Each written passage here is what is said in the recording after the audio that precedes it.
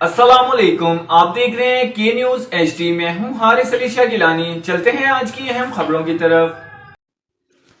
خبروں کا سلسلہ آگے بڑھاتے ہوئے رخ کریں گے ساہیوال کا۔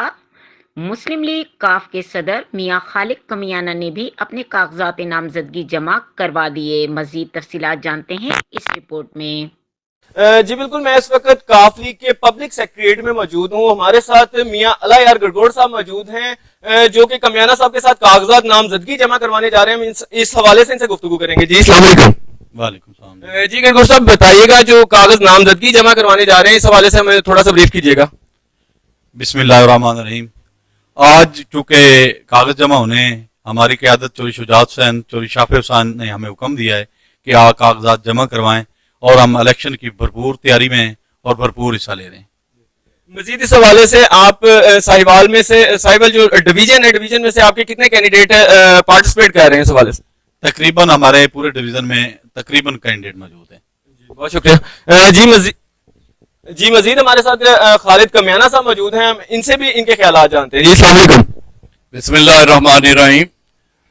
ہماری پارٹی جس کے سربراہ چوئی شجاعت حسین ہے اور ان کے بیٹے جو شافع حسین ہیں، ان کی طرف سے ہمیں یہ کہا گیا کہ آپ کاغذات جو الیکشن کے جمع کروائیں۔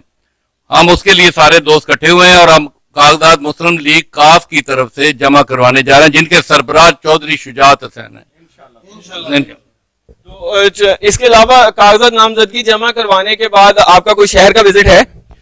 میرا پہلے بھی وزٹ ہے، میں پہلے بھی الیکشن لڑا ہوں۔ ہمارے والد صاحب جو ہے سن 62 سے فاطمہ جناح کی طرف سے لڑے تھے، پھر ہم 70 میں لڑے، پھر ہم 85 میں لڑے ہیں، پھر میں الیکشن لڑا ہوں 18 میں۔